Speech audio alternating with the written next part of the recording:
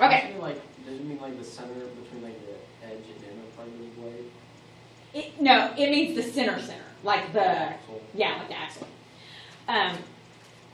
Okay, so now angular velocity and linear velocity can relate. This is kind of like the gears problem. When two rotating objects are connected by the same axle, so like a pedal. Well, that's a linear one, but I'm trying to think of different ones. But like a fan. I don't know. There are several. We'll get to some in just a minute. You'll see. But when there's two things connected to the same axle, like even on a car, two wheels connected to the same axle, they have the same angular velocity. They're spinning at exactly the same rate because they're connected to the same axle.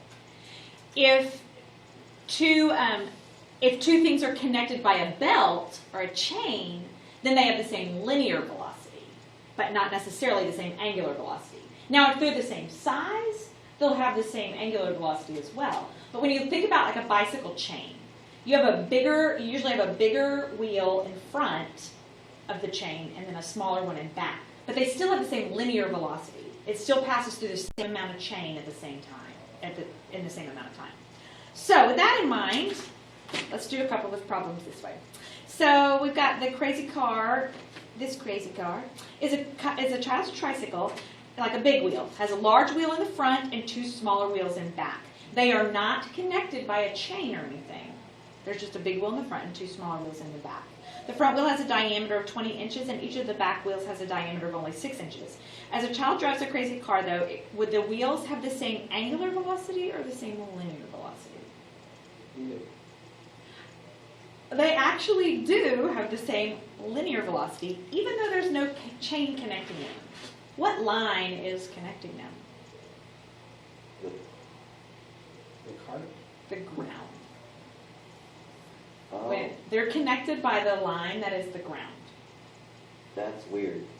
But if you think about it, what's pulling a thing like that? Now, like a bicycle where it has a chain, when you pedal, that chain moves both wheels at the same time, right? You can turn a bicycle upside down, and when you turn the pedal, both wheels turn, right? But if you're, But on a big wheel, if you turn it over and you turn the pedals, do the back wheels move? Not until you turn it over and and put it on the ground. And when you do that, the movement of the first wheel makes the line move the back wheels.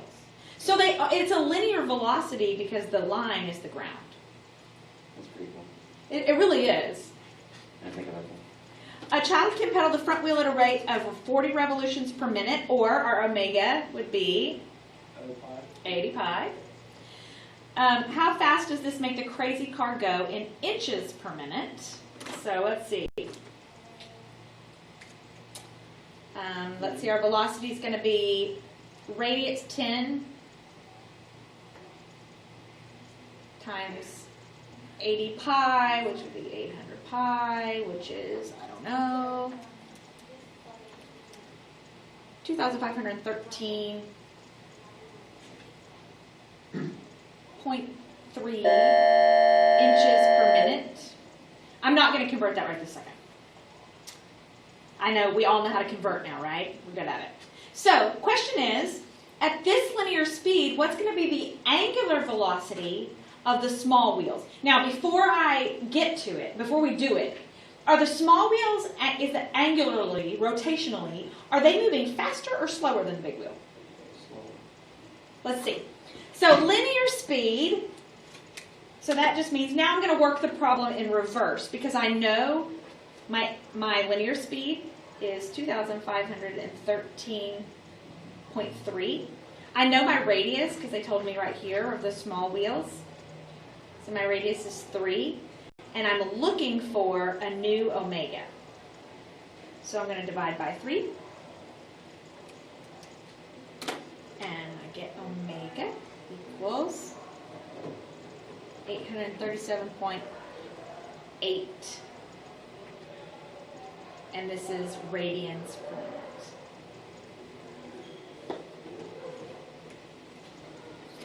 So what is slower? Everybody good? Easy enough? Is it faster or slower? It's slower. Because this one's going at... Oh, no, I'm sorry. Oh, well, I don't know, because we didn't ever do it in. In inches. It's faster, because this is, sorry, I didn't multiply this out. 3 inches, or radians per minute. So it's faster. Okay. Are we okay? All right. Now we have sailors turning a crank. It's attached to a spool to reel in or tighten a rope. The crank handle turns with a radius of 16 inches, but the radius of the spool is only 10 inches. Would the crank handle and the spool have the same angular velocity or the same linear velocity? Angular, because they're on the same axis. This spool and this crank are connected by this axis, so they have the same angular velocity. The rope is being pulled in at a rate of 20 feet or 240 inches per minute. Does that represent linear or angular velocity? Linear, because it's inches per minute. So find the spool's angular velocity. Okay, well, they said the spool is 10 inches. That's the radius. My formula is V equals R omega. My V is, it doesn't say, just said include units, doesn't say which one, so it doesn't matter. We'll do 20 feet. 20 feet per minute equals, oh, never mind, I take it back. It's in inches. 240 inches. 240 inches per minute, because my radius is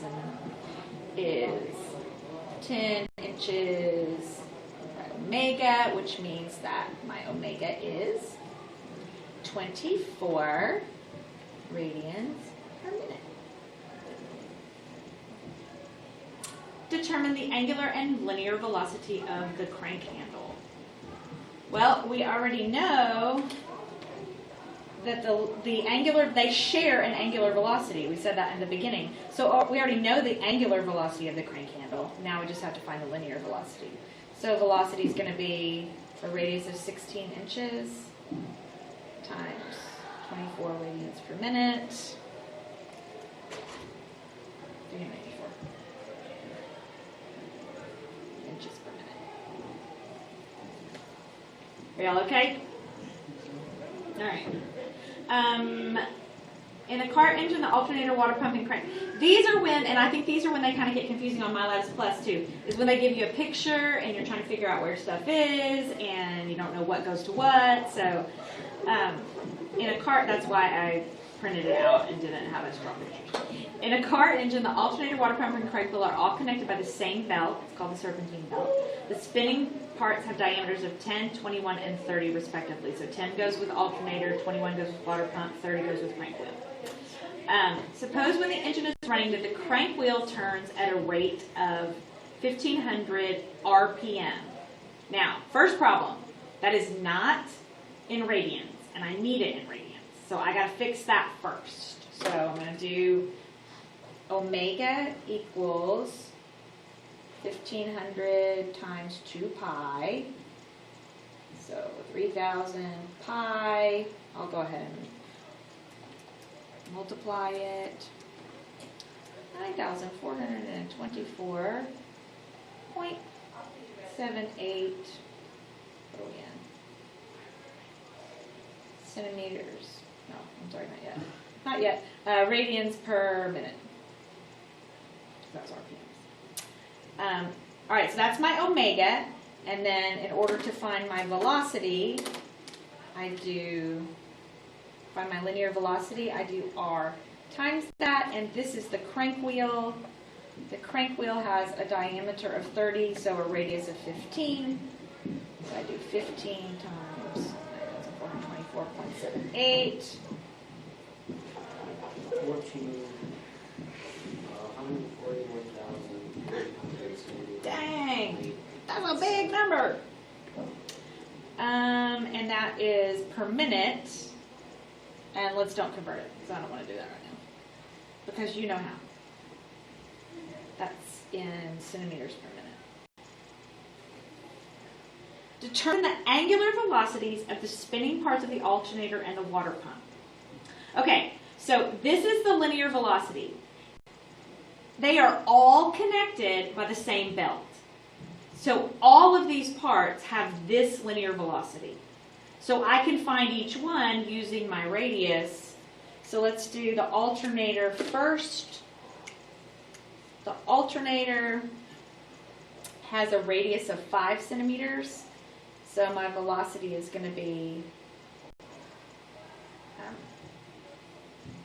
141, 371.7 equals 5 omega. So my omega is 28,274.34 radians per minute. And then you're going to do the same thing for your water pump, but your radius for your water pump is 21 centimeters. So 10.5 is your radius. So I do 141,371.7 equals 10.5 omega.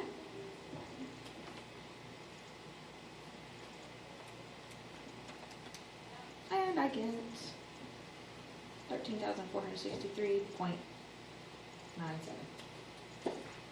radians per minute. Are we good? As good as we're going to get. I should have done units. Like a science teacher. Put your units. Radians. Even though radians don't really have a unit. All right. So I will open it. This is going to be due. I don't know. Wednesday. We have like work days, Monday and Tuesday. We have to do the mastery assignment. You can just plug in the same values. But I'll show you a trick to help you